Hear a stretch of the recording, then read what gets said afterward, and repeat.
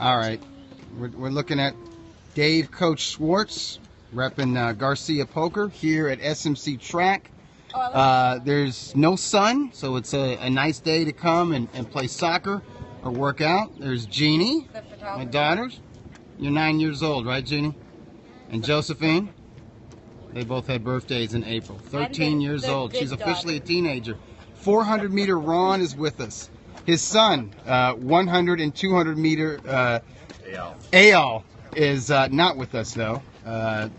He's been having some great competition with the coach here. And, of course, JP, who I think I'm going to turn this phone over to in just a minute. But just real quickly, what were we talking about just now? We were talking about we all think we know where Canelo Triple G is going to land. We're not going to say, but we're all pretty sure where it's going to be. That's not a huge mystery. However, what is kind of a mystery right now in boxing is what's Top Rank's new platform. There's been a lot of somebody said good morning to you. There's been a lot of conjecture that and the Top Rank boss Bob Arum has been hinting for weeks now that he's got something big, and that some of his big players like Pacquiao and Terrence Crawford and Vasyl Lomachenko, they're going to be fighting on a different platform, meaning not HBO. And also the Unimas series is about to end, so that's their developmental series with the prospects. All of those fighters, those up-and-comers, including guys like the Irish Olympian Mick Conlan, they're going to be fighting on this new platform. But what is the platform? Maybe a worldwide fight pass like UFC right. or WWE. Right. Although with just Top Rank, I don't know what you'd charge for something like that. That's right. interesting. And part of it, obviously, would be the Top Rank library. The Top Rank library. Right, their archives. They've got great fights, got right? the best. Yeah. Of any company. But then there's also rumors that it's cable. Well, I can tell you that Fight Pass cable and network. It's like $8.99 a month. $8.99 a month. What's $8.99 a month? Fight Pass from UFC. Oh, I see. see. So that would be a similar archive and live event. But man, that's tough for Top Rank to. I don't know. Maybe it could be half and half. Some fights on ABC and then also a digital content. What do you think, Dave? All I know is Bob Arum is the shrewdest guy of all time. What did Larkin say from Showtime? The one guy that intimidates him in bargaining discussions is Bob Arum. So somebody's looking for JP's boxing betting blog. Do you have one of those? No. No? Okay. And I will not. I can't reveal the secrets. I gave out Errol Spence for free. Yeah, there you go. That was the bet of the year. There you go. There's another one coming up. Oh, Should really? we say now? We'll wait till the odds come out. I'll tell you guys off camera. Oh, jeez. Oh, okay. Wow. Because the millions of people watching us. No. I mean, that's no secret. I think that. I mean, you guys probably agree with me. I think Mikey Garcia is going to beat Adrian Broner. Oh, he's going to. Yeah. So we'll see what the odds are. That's a no-brainer. I favor Mikey. We'll see what the I odds don't think are. that's easy though. Style-wise, I don't think that's an easy night. I think Broner's has very underrated toughness and heart. Is that at 140? At 140, yeah. Supposed to be. Supposed to be. Yeah, so that's. No, I think Broner's real good. Yeah. He's a handful. How about the 12th round against Porter? Yeah. That was pretty good. He has power in the final round of a fight where he was getting beat up. The only thing he's lacking is brain power. Somebody says great undercard fight last night on Showtime. They must be talking about the Alvarez Pascal. Yeah, it was kind of Pascal's last ditch effort in his career. Pascal always tries, but man, the legs aren't there, the reflexes aren't there, the speed isn't there. 6 rounds for Pascal though? That's ridiculous. Yeah. I gave him 3 and give being the operative round. But Alvarez Broner goes 12, but Garcia sharpshoots him. Yes. I agree. Yes. Brooklyn 51-66. I thought that's Alvarez what I see. Was incredible last night. Yeah, he's a sharp light heavyweight. He's very good. Good jab, good right hand, and real fast. Okay, so Alvarez Stevenson, what do you guys think the odds will be? They got to fight. I'm going to say 8-5 Stevenson. Yeah, that'll be pretty close, I think. I think it'll be close, but Stevenson will be the favorite because he's the defending champion. Yeah. And he looked real good in his last fight against Fonfara, but I think Fonfara was already fractured going in there. It's probably going to be close. He's been the mandatory for over a year now, so he's a good fighter. I don't know if he has the pop like Stevenson does. Yeah. But Alvarez is a good fighter, so that'll be. This guy Brooklyn said there too much posing and feinting from Pascal, but he can't. There's too much wear and tear on him. Yeah. He's reached an age where he just can't fight for 3 minutes around. He can't just let his hands go consistently like that anymore. That's part of age, bro. I mean, it's just the way it is. Yeah. The fight I liked the most yesterday, Dougie, was Kudryashov and the Nigerian in Russia. I missed that. Oh, the cruiserweight fight. Yeah, who won? It's a rematch. Yeah. A rematch of a shootout. There's nothing better in boxing than La Revancha. Oh, yeah, rematch. of course. The revenge rematch. And Kudryashov knocked him out in 5 rounds. Okay. And speaking of the top-ranked deal, By the way, did you wager on that match? I took Kudryashov. And you did. You Yes. took Kudryashov. Okay. Yeah, because I figured, there was a lot of support for the Nigerian kid, Yeah. Duradola. Yeah. Because he'd stopped him previously. But Right. Kudryashov has big pop in his hands, and he Yeah. kept his gloves high this time. Yeah. And I figured the Russian promoters aren't going to make that fight unless they think, right? But there's nothing better than a revenge fight. So the next one we got coming up is Loma and Salido. We got to do it. Right. La Revancha, Yeah. right? Yeah, The that's revenge. supposed to happen. We got to do Loma and Salido. And I know you've got to be betting Lomachenko. Absolutely. Yeah, that's the safe bet. Are you there. shocked that JP bet on that fight?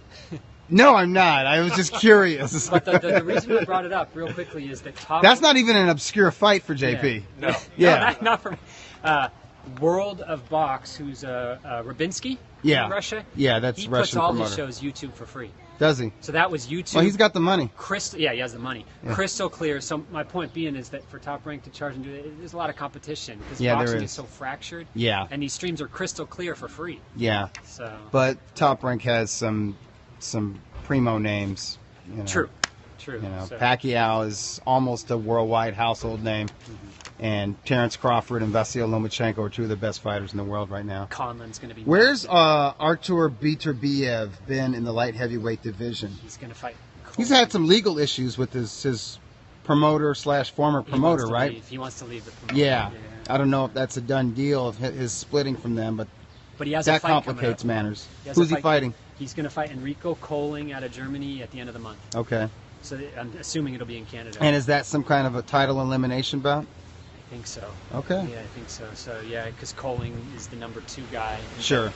Okay. Yeah. That makes sense. Yeah. So I'll take the phone. This person says great. Okay. And you can take the phone. I'm gonna grab this. Doug's going to grab the jump rope, Yeah. and Coach Schwartz has his questions. So Handwritten.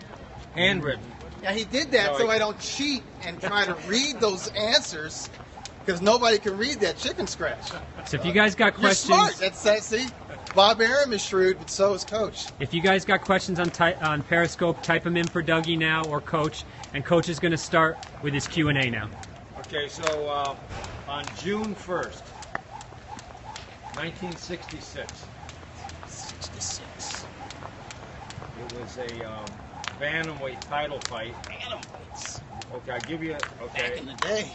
it was in Tokyo. Okay. You know it. Yeah. So fighting Harada, Yeah. it's got to be one of those bantamweights. And fighting Harada, great Japanese fighter. He was the flyweight champ, and then moved up to 118 pounds. There was no junior bantamweight division, no 115 back then. And did he fight Hofre? Eder Hofre? Yep. One of the And where's he? Brazilian. Yeah. Another all-time great fighter. Exactly. Yeah. So that's pretty good. Yeah. Pretty good, Doug. That's very good. Doug. And who won? It was Harada. Yeah. But, Harada and Hofre fought twice in Japan, and both fights were very close. Had they been in Brazil, probably Hofre wins, right? He would've, yeah. And which means Hofre would have been undefeated. Okay, so I have another fight. This was also June 1st, and this was in Buffalo. What year? This was 1984, and it was a WBA lightweight fight. It was a big upset. WBA lightweight upset in Buffalo, New York. Yeah, you know it. This is Ray Mancini versus Livingston Bramble. Right, you got it. Right. And that was a shocker. That was a late stoppage, right? Dougie, Like who, in the 15-round fight, the championship it's a rounds, good right? question from Yeah. Trick. Who looks like they have the higher ceiling? This is a good question, actually. Who looks like they have the higher ceiling in boxing? Bivol, Dmitry Bivol, or Gavadzik? Oh, I'm going to go with the nail. Yeah? Yeah, I like the nail. Hey, They're the both nail. They're both Hey, listen, the fantastic. light heavyweight Yeah. division is Incredible. Yeah, it's stacked. And they got these guys from Eastern Europe, Central Asia, wherever. They're hardcore, man. Those guys are great fighters. Yeah, I don't know. I like Gavodzik. a little more than Bivol, but I mean they're both excellent amateurs. Bivol, I think, probably more decorated. I like what I see from both of them so far, but if you look at the opposition right now with Gavozdek, in just 12 fights, he's already faced and defeated a couple contenders. So he just seems ahead of him right now. Also, he speaks English. Yes. Does Bivol? Does he speak English? I don't think he so. does. Let's see how he looks. Learn. Now, did they put him on the Ward undercard? I think so. I read something about it. Because he looked very impressive on Showbox. Didn't he? Yeah. Yeah. That's a good question. Listen, talent-wise, they're pretty much the same. But I like it. I think the nail is the total package. The nail is incredible. Yeah, his technique and his poise. Why do you say the Ward card versus the Kovalov card? So that means because we know who the A side is. Because you know Ward's going to win. Yeah. Ward is so much in his own head, and this whole thing with John David Jackson, them reaching out to Jack, that's just more of an indication that how insecure they are in regards to this rematch. To me, it smacks of desperation. You're so wrong. I mean, if you want to get into listen, they say that they figured out Kovalev, right? He's acclimated to the power. He's figured him out now. Why do you need John David Jackson's help? Why? If you did that just to get into Kovalev's head, just to cause more friction and dissension within their camp, well, what does that say? For one thing. But if you really want to get in his head, say, hey, let us help you. Let us send you some sparring footage with some notes from Virgil Hunter, because you need all the help you can get, and it won't matter. Kovalev better not fight angry. Kovalev better not fight angry. He's Russian, man. This guy says, Rich says, come on, coach, Kovalev in 4 rounds. I don't know about that. I like Kovalev by decision. You mean Kovalev knocked out in 4 rounds? Oh, please. So hey, that would be great. Seriously, if Andre came out and blew him out, I'd be an Andre Ward fan. That's not going to happen. Yeah. But this whole thing with John David Jackson is pretty interesting. Yeah. I don't know if I believe any of it, but I think the bottom line is that Kovalov and Jackson are having problems. No, I think they are. They're just not. You know what? They're just not lovey-dovey. That's all. They're just not lovey-dovey. This whole thing. This whole Mickey Goldmill, Rocky Balboa trainer-fighter relationship, that's in the movies, man.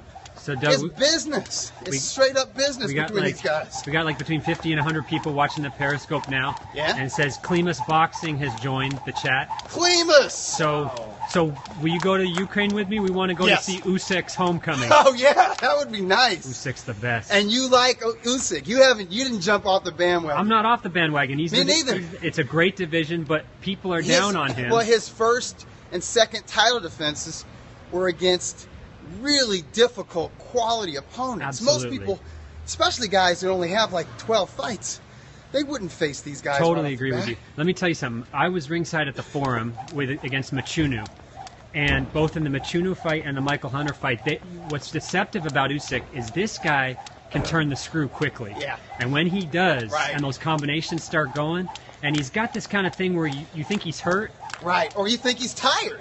He's much better than people people look at him and think. think he's tired, and he's really not. He's much harder to beat than people think. I agree with you. Much harder. Okay. And Hunter's real good. And also. Hunter fought the fight of his life. He's great.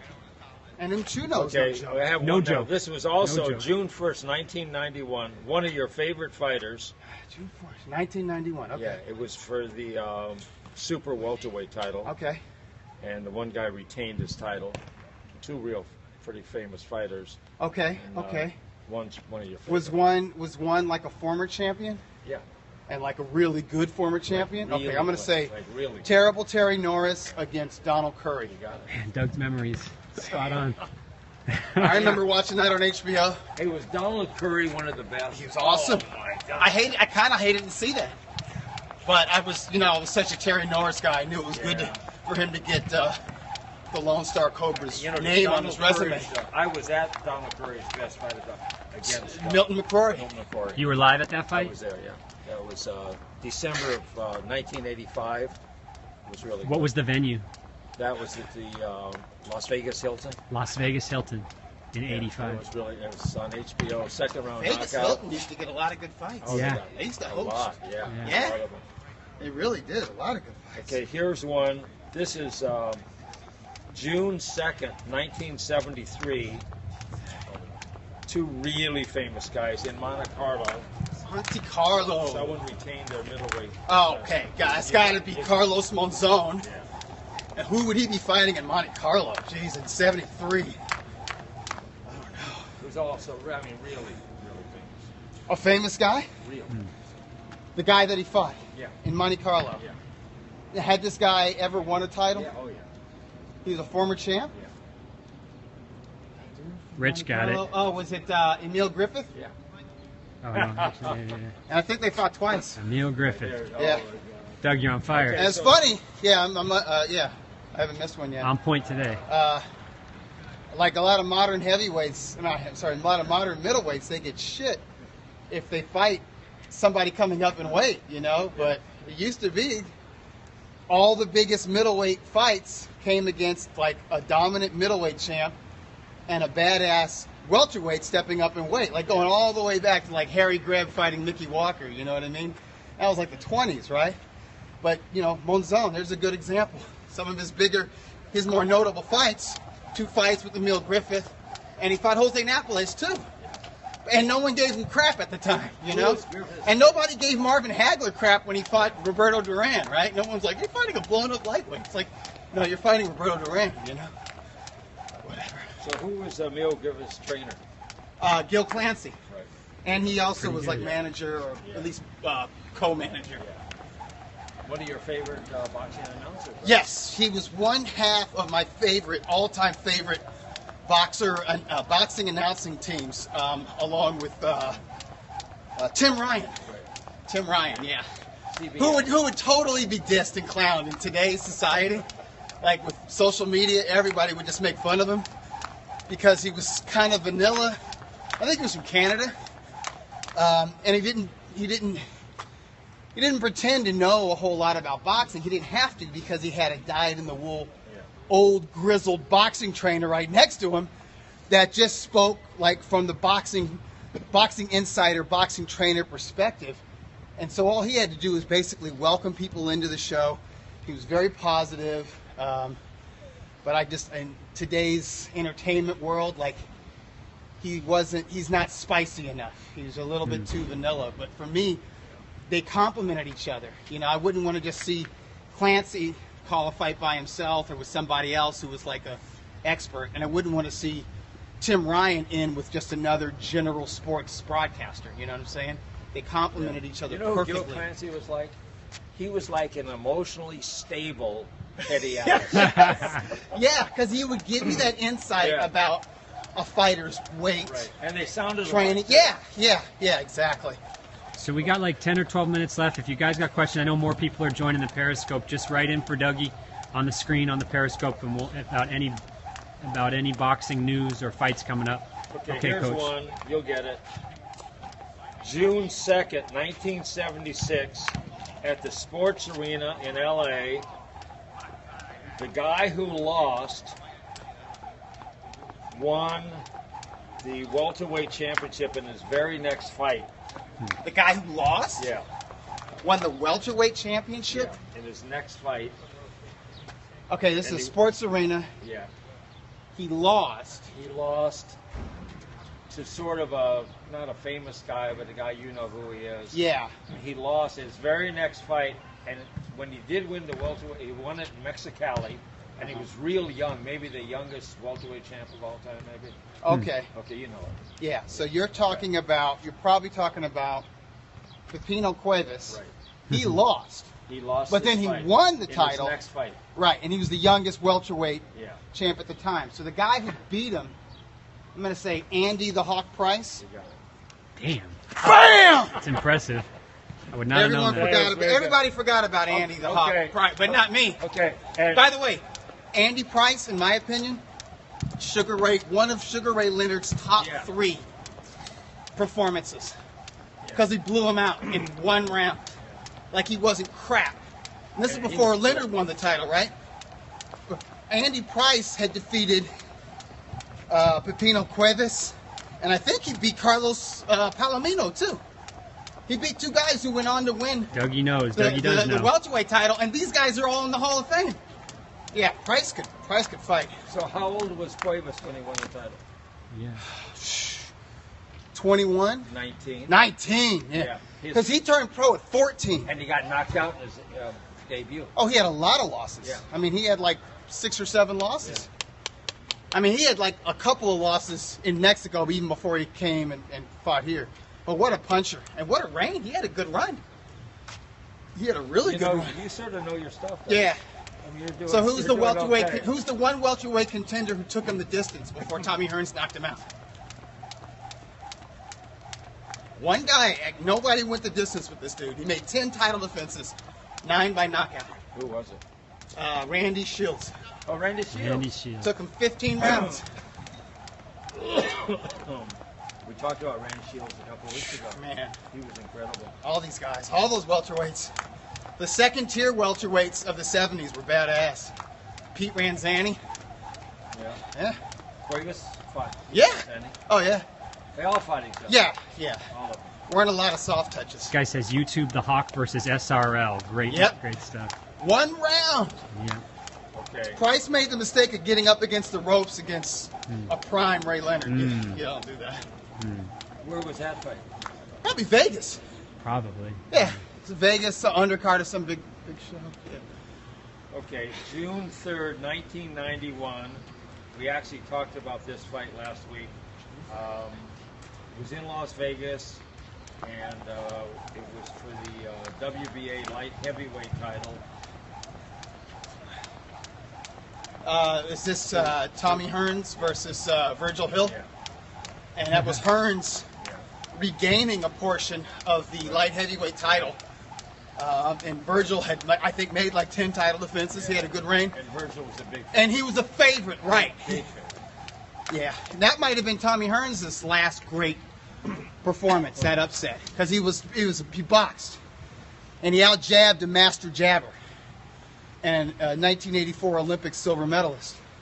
And obviously the naturally kind of bigger, heavier guy. Okay, so this is June 4th, 1971. It was for someone regained the welterweight title that they had lost. It was a cut eye. It was in New York. This is 1971. Yeah. You know, June 1st. But where did it take place? 4th. June 4th. Where did it take place? The first fight was in Buffalo or someplace back there. Yeah. And the second fight was at the Forum. Okay. So which one is this? The first or the second? This is the one at the Forum when he regained the title. Oh, okay. So that's Jose Napoles regaining the welterweight title against Billy Backus, who was from the same town as Carmen Basilio. Yeah. There was like that Syracuse area, Canastota, Syracuse area. Dougie, any info on the Chocolatito rematch? I think they're trying to put together. They're trying to put that like maybe in the Forum, but it's supposed to be its own main event. Yeah, which they want Inoue on it, right? Doesn't that make sense? Inoue's ready to come to America, and man, they got it. Listen, if Chocolatito wins, he's got to fight Inoue. It's just got to happen. They should announce that soon, though, if they're going to do it the week before Triple G Canelo. Listen, if Chocolatito regains his title, and I thought he was unjustly, I thought he lost the title unjustly because I really thought he won 8 rounds of that fight with Sorong Vasai. But if he beats the Thai guy, who is a beast, and comes back, I'm not saying he can do it because at this juncture I favor Inoue, but if he beats the monster, he's an all-time great. Unbelievable. And anyone who disagrees with me can fight me. I will Chocolatito your ass. This guy says, Dougie, why you engage the trolls? Huh? This guy says, Dougie, why do you engage the trolls? Sometimes it's just out of boredom. No, seriously, like I'm not like at my desk at my laptop freaking out over it. It's like if I'm picking up my daughter and I have to wait, I'm sitting in my car for like 15 minutes. I get bored. I go to my notifications. Yeah, I see some jerk says something, and so I answer him. But also, it's an opportunity to educate fans who aren't jerks, like who don't know. Like I'll get into an argument with somebody over the past, right?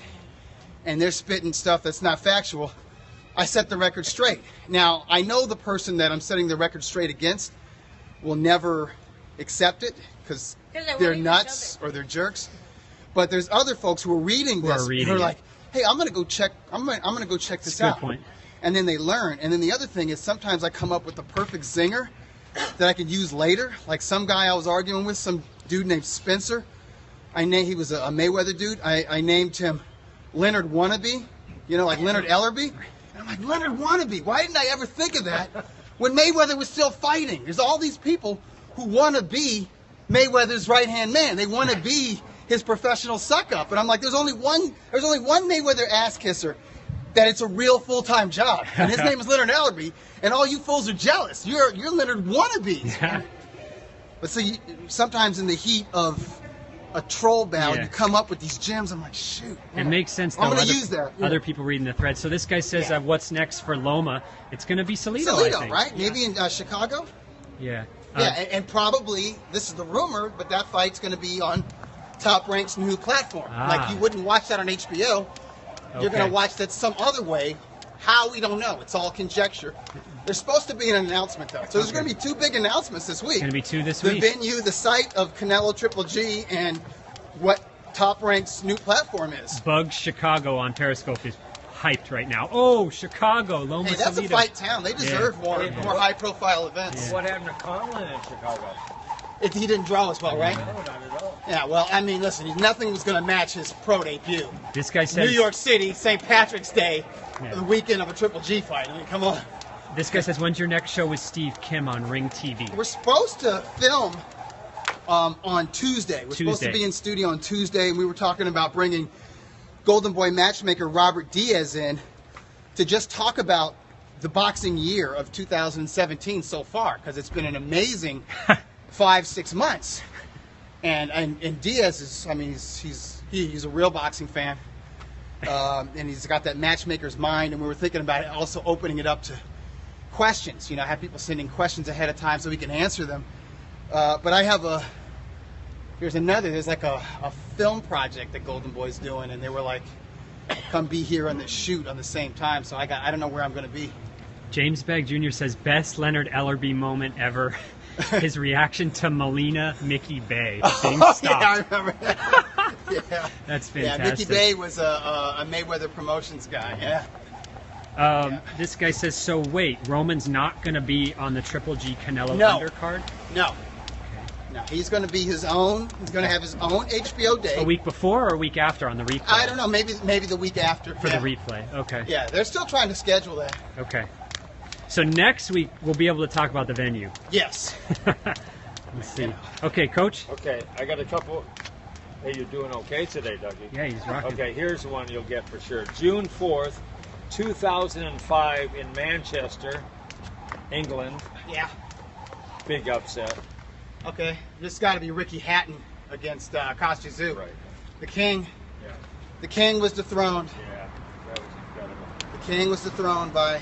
Okay, and I have There's only one. I have one more. This was June 6th, 1988, upset of the year. Las Vegas, WBC middleweight title. Oh, this has got to be Iran Barkley, the Blade, chopping down the hitman, Tommy Hearns in 3 rounds. Yeah, exactly. Huge upset. Yeah. Upset of the year. Yeah, I remember I was in college and hearing about that and like, what? No, I couldn't believe it. I had to read it in the papers. Yeah. I had to wait till the right paper came to the school library to read it up, And it was a total shootout. Yeah. I mean, yeah. No. Yeah, Barkley, when I finally saw it, and I didn't see the actual fight until a couple years later. He was chopping Barkley up. Barkley was bleeding, leaking blood, and he was killing Barkley to the body. I mean, he was just. Barkley never stopped trying. That's one thing I liked about the Jean Pascal fight. He was hopelessly overmatched. Just couldn't deal with the guy's speed and his accuracy and his basically his reflexes. He's the Colombian is not faded. Yeah. He's on top of his game, and Pascal's had a lot of wars.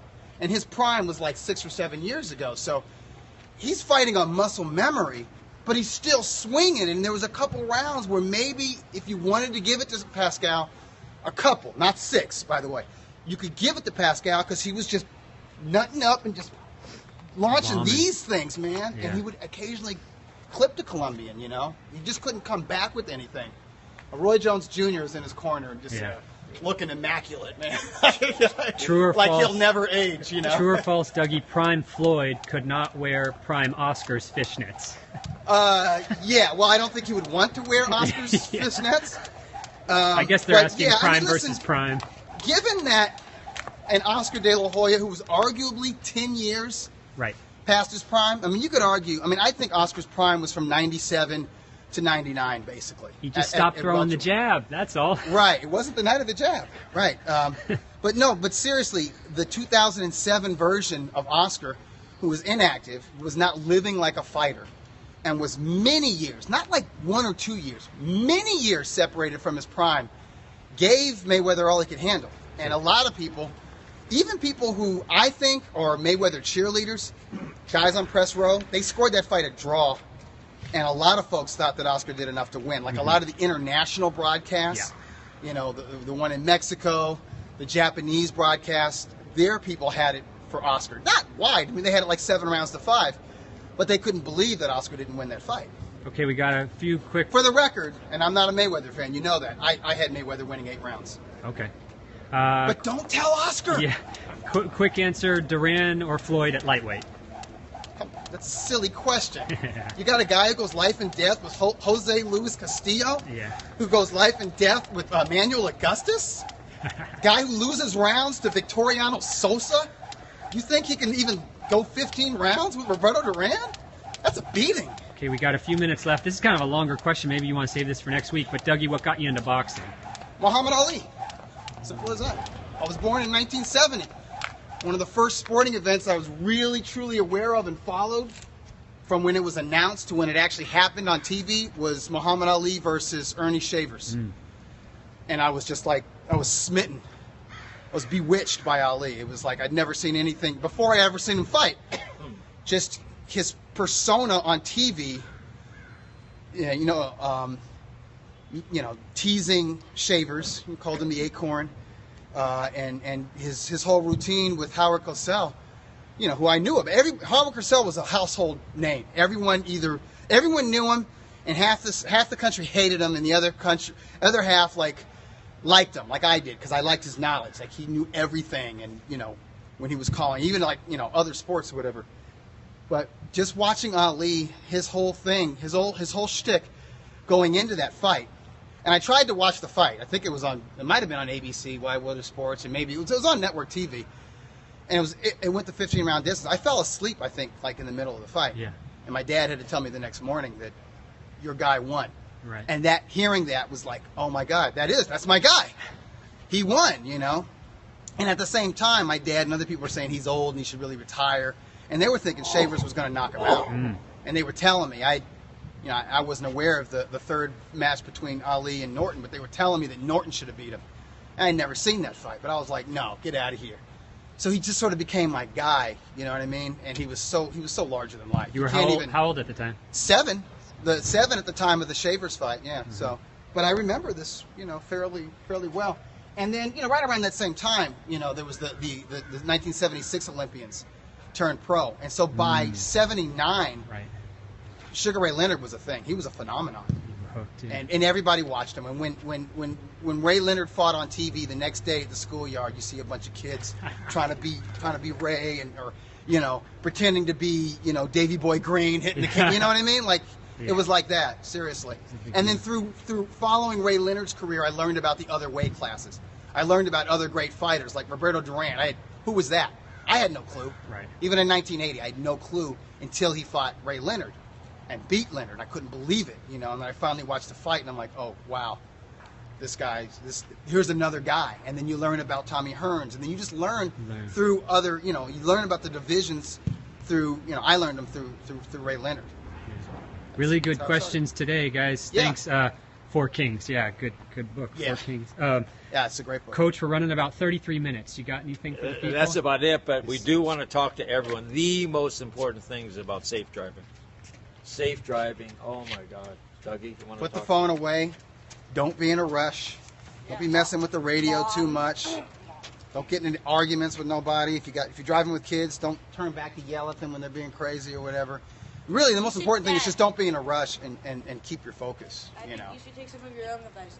Oh, come on! I do. Get out of here. You can't drive in a hurry. Don't text and drive. You got to keep a huge amount of distance. You got to let everyone do what they want to do. Right. Come on in. And you can't take any chances at all. Even taking your eye off the road to change your radio, it just takes a split second. Yeah, because there's so many other variables out there. It's really important. I mean, like eating right, sleeping right, working out, it's all important. Do all that but stuff. Driving right is the most important. Yeah. And beyond driving right, what's most important? Always, always, always be like Errol Spence in that post-fight interview after knocking out Kell Brook. Take the high road. But you got to show who's walking in here. Oh, Hey, no. Mr. Lovely. Morning. Wait. You missed it. You Wait. did that on purpose, Wait. Tom. Here. Don't worry, we're not asking that. Hey, Tom's We here can to wait make- a few days. We Hey, can wait a Tom's few here to days. make a big No, announcement. right, no, we Tom? can wait a few days. Yeah. We can wait a few Wait a days. minute. Hold on. Let's get this on camera. You sent me a text yesterday, Doug. You want to interview Triple G? I was like, yeah. When? 2:33. I'm like, yeah, I can do it. Then I don't hear from Tom, and the next thing I know, I see Golden Boy tweet out, Triple G's in studio with Steve Kim. I'm like, oh, you dissed me for the Korean Hammer? The Korean Hammer grabbed it. You weren't quick enough. I wasn't quick enough? Okay, so you sent out more than one text. So anyway, we paid Tom to come here today to give this big announcement. So I'm just going to give it for him, okay? So, yeah. We got to wait a few days. It's I coming, think, right? I think this week it'll be announced. Yeah. Maybe the Steve Kim exclusive interview with my man. He's still my man. Triple G's still We my all guy. know, Tom. Maybe the announcement will come on that. We think that we all know, broadcast. but come to Periscope next week. We can discuss it. What you guys Exactly. think? Exactly. All right. And maybe whatever Top Rank's announcement is. Yeah. I think Tom knows, right? Maybe. What's you guys talk? You promoters, you all like go to lunch and stuff, and then you pretend to have beefs with each other and all that just to You're keep so interest, right? That's our job. Right? You know what Aaron's platform, the new platform Oh, is, that? right? No, I don't know. They've kept that a pretty good Yeah. secret, but Okay. it seems like it's going to be a big deal. So we'll see. Yeah. We'll see So what look they at do. the- Well, if we see you next week, I want to talk to somebody, That'd be, an actual promoter, about just what's the impact. I'm going to be in Norway. Are you going to be in because Norway? Cecilia. So Breakhouse, Cecilia. Breakhouse is fighting. Yeah. That's a good Boxing's fight. only undisputed champion. She's fighting. She's fighting in a 20,000 seat soccer stadium outdoors in Bergen, Norway. That's her biggest audience So, to date, yeah. right? Yeah, Yeah. because she'll sell out like Yeah, 13,000. and she's fighting the champion, moving up from 140 to 147. She's fighting a so- good fighter. Yeah, she's Okay. fighting Farias. Farias. Yeah. very Okay, good. but are you Very good fighter. betting? I'm betting You wager? Cecilia. I'm no Right. dummy. I'm no dummy. I got to lay a big price on her, but I'm betting Cecilia. You're betting Triple G? Absolutely. Yeah, absolutely. Yeah. can't And the bet. price is going to come We just down. had the whole Usyk discussion because Klimas was on here on Periscope. So Oh, okay. yeah, we're gonna fly to Ukraine. Yeah, What's the we're- Usyk discussion? Yeah. Well, What did I miss? we want to go to his homecoming. That people are underrating him. And it's my opinion that when he gets later in fights and turns the screw, that people are not acknowledging that that he can turn it very quickly I after think dropping a few Usyk's one of the rounds. most talented fighters in the sport right Absolutely. he's challenging Yeah. himself. now. Winning both the Olympic champions, the gold medalist, and then a world title with 10 fights, going to the opponent's home country. Yeah. And Well, his arguably, last three opponents have all been quality. yeah, arguably Glowacki was the best guy at that time when he knocked Yeah. out Marco Hook. So he's got a very bright future. And Very he's strong. a star in yeah, Ukraine. he's a national hero over there. Yeah, so that's going to be. We're ready to go.